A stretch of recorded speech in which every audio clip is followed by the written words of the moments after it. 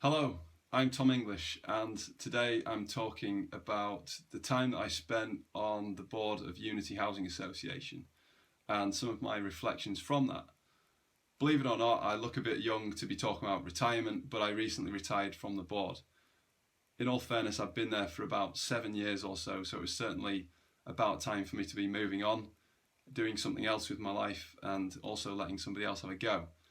And since my retirement and in the lead up to my retirement, I've been considering what I learned from my time at Unity and what I learned from Unity as an organisation. And one of the things that's really stood out to me is why Unity was set up in the first place. Unity is a BME housing association, which means that it primarily provides homes for black and minority ethnic groups.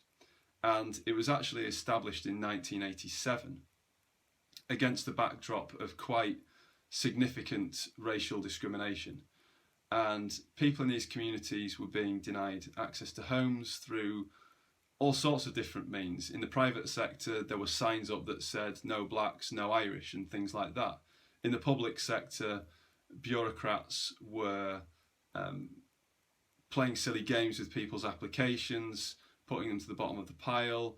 There was also racial steering where people were not housed in particular areas based on their race or their ethnicity, and all sorts of different challenges. And these challenges were having a real impact on members of BME communities.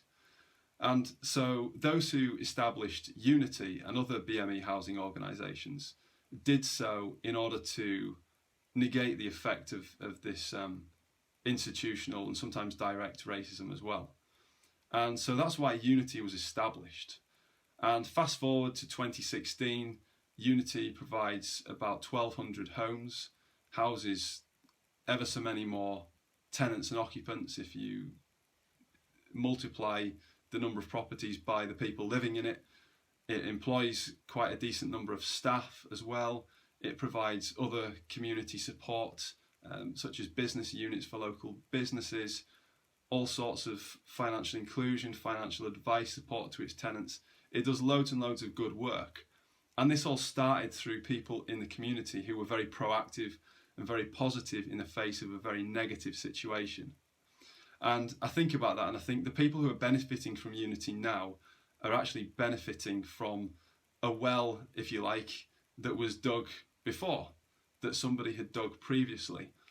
And I think about this lesson, I think it's actually a really important lesson, because in terms of our own lives, we can always look at things kind of on the outside that are external to us, that are unfair or that could hold us back.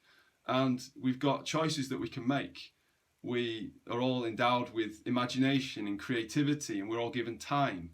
You know, we have other people that we can interact with, whether it be family, whether it be neighbours, people in our communities, people in our groups with whom we share interests. And so we can find solutions to the problems that we face, you know, whether it's the aftermath of a Donald Trump presidency and whatever that may bring, whether it's the aftermath of the referendum result and Brexit. We can still be proactive in the face of the challenges that these things bring to us. We don't have to just be reactive.